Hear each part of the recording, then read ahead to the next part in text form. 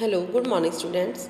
इससे पहले के अध्याय में हमने पढ़ा कि किस प्रकार रावण ने अपने मामा मारीच को सोने का हिरण बनाकर कुटी के बाहर भेजा और कुछ ही समय के बाद स्वयं वहां पर साधु का वेश बनाकर आया और उसने सीता का हरण कर लिया।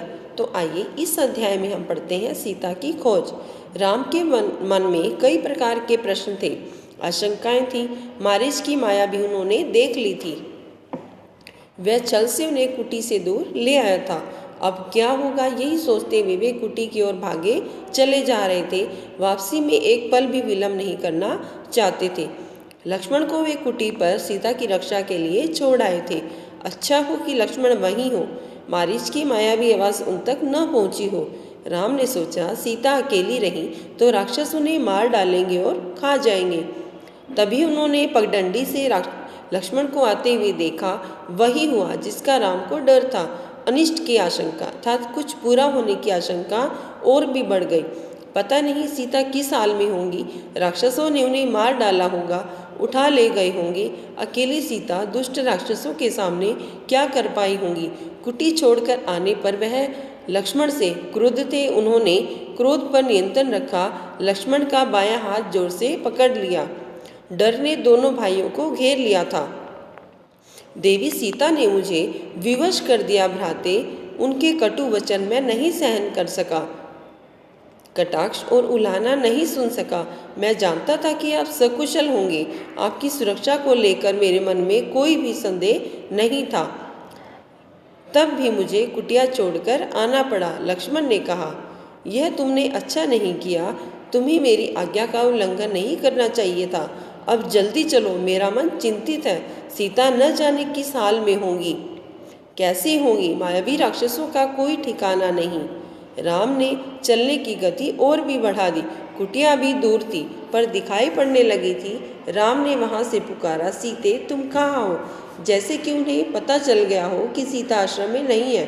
कुटिया मौन रही, वहां से कोई उत्तर नहीं मिला। राम की बेचैनी और भी बढ़ गई। उनकी एक ही आवाज़ पर उपस्थित हो जाने वाली सीता वहां पर नहीं थी। अनुपस्थिति कैसे बोलती? राम की आवाज़ पेड़ों से टकराकर हवा में विलीन हो गई, कुटिया के शून्य में समा गई। राम पुकारते रहे, उत्तर में उन्हें हर बार सन्नाटा ही मिला। चुप्पी हर ओर थी। हर दिन हवा में झूलने वाले पत्ते शांत थे। लताएं भी गुमसुम पड़ी हुई थी। चिड़ियों की चहचहाने की आवाज़ लुप्त थी। कुटिया के निकट घूमने वाले पशु पक्षी चुप खड़े थे। सब स्तब्ध थे अर्थात हैरान। राम भागते हुए आश्रम पहुँचे। कुटिया में जाकर देखा। सीते सीते पुकारते हुए उन्होंने आसपास की हर जगह देखी। पेड़ों झाड़ियों के पीछे गए, उन स्थानों की ओर भागे जहाँ सीता जा सकती थी। सीता का कहीं पर भी पता नहीं था। शोक से व्याकुल राम रोने लगे। सीता से बिछुड़ना उनके लिए असहनीय आघात था। वे सुध-बुध भुला बैठे। विरह में वे गोदावरी नदी के पास गए। उससे पूछा, तुमने सीता को कहीं देखा है? नदी ने कोई उत्तर नहीं दिया। वे पंचवटी के एक एक वृक्ष के पास गए। सबसे पूछा, कोई सीता का पता बता दे। हाथी के पास गए। शेर से पूछा। फूलों के पास रुके। चट्टानों पत्थरों से भी उन्होंने प्रश्न किया। सभी शोक संतप्त। राम भूल गए कि चट्टानें नहीं बोलती, पेड़ पौधे बात नहीं करते, उनकी भाषा मौन है, उनके उत्तर भी मौन ही है। राम की मानसिक स्थिति विक्षिप्त जैसी थी अर्थात पागलों जैसी। एक बार उन्हें लगा कि सीता वहीं है, कुटिया के पास, अभी भागकर पेड़ के पीछे छिप गई हैं, उन्हें खिंचाने के लिए अर्थात चिढ़ाने के लिए।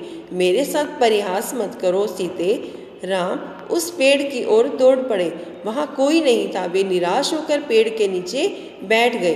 राम का दुख लक्ष्मण से देखा नहीं जा रहा था। उनका व्यवहार सहन नहीं हो पा रहा था। वे राम के निकट गए, विलाप करने लगे। राम ने कहा, मैं सीता के बिना नहीं रह सकता। तुम अयोध्या लौट जाओ लक्ष्मण। मैं नहीं जाऊंगा, यहीं प्राण दे दूंगा। मैं सीता के साथ आया था, उनके बिना कैसे लौटूंगा? नगरवासियों को क्या मुंह दिखाऊंगा? तुम जाओ, मुझे यहीं छोड़ दो। आप आदर्श पुरुष हैं, आपको धैर्य रखना चाहिए। इस तरह दुख से कातर नहीं होना चाहिए। हम मिलकर सीता की खोज करेंगे। वे जहाँ भी होंगी हम उन्हें ढूंढ निकालेंगे। सीता हमारी प्रतीक्षा कर रही होंगी। लक्ष्मण ने उन्हें ढांढस बंधाते हुए अर्थात तसल्ली देते हुए कहा। राम शांत हुए, पर थोड़ी ही देर में हाँ प्रिय कहते हुए पुनः विलाप करने लगी। इसी बीच आश्रम के आसपास भटकने वाला हिरणों का एक झुंड राम लक्ष्मण के निकट आया। राम को लगा कि हिरण सीता के बारे में जानते हैं, उन्हें कुछ बताना चाहते हैं। हे मृग, तुम ही बताओ सीता कहाँ है? राम ने पूछा। हिरणों ने सिर उठाकर आसमान की ओर देखा और दक्षिण दिशा की ओर भाग गए। राम ने संकेत समझ लिया और कि हमें सीता की खोज दक्षिण दिशा में करनी चाहिए। वन में भटकते हुए उन्होंने एक टूटे हुए रथ के टुकड़े देखे, मरा हुआ सारथी और मृत घोड़े भी। वन में रथ का क्या प्रयोजन, उनके टूटने का क्या अर्थ? राम असमंजस में पड़ गए। लगता है थोड़ी ही देर पहले यहाँ संघर्ष हुआ है। लक्ष्मण ने कहा, यह पुष्पमाला वही है जिसे सीता ने वेणी अर्थात चोटी में गूंथ रखा था। निश्चित तौर पर सीता राक्षसों के चंगुल में फंस गई है। यह माला संघर्ष के दौरान वेणी से टूटकर गिरी होगी। पर रथ कैसे टूटा? राम सोचने लगे। सीता के संघर्ष से यह नहीं टूट सकता। अवश्य किसी ने राक्षसों को चुनौती दी होगी, उनसे युद्ध किया होगा। वहां से थोड़ी ही दूर राम ने पक्षीराज जटायु को देखा, पंख कटे हुए, लहूलुहान, अंतिम सांसें गिनते हुए। हे राजकुमार, सीता को रावण उठाकर ले गया है।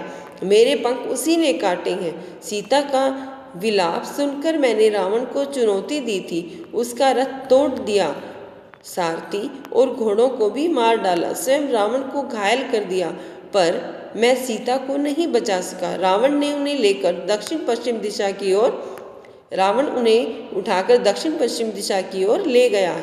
कहते कहते जटायु ने अपने प्राण त्याग दिए। राम ने आगे बढ़ने से पहले जटायु की अंतिम क्रिया की।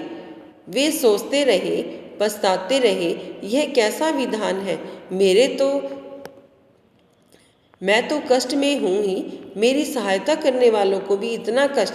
राम की आंखें नम हो आई। उन्होंने जटायु को अंतिम बार प्रणाम किया। जटायु ने सीता के बारे में महत्वपूर्ण सूचना दी, रावण का नाम बताया, दिशा बताई जिधर सीता को लेकर रावण गया। राम जटायु की चिता के पास मौन खड़े थे और यह समय विलाप करने का नहीं। आगे का लेसन हम अगली वीडियो में पढ़ेंगे।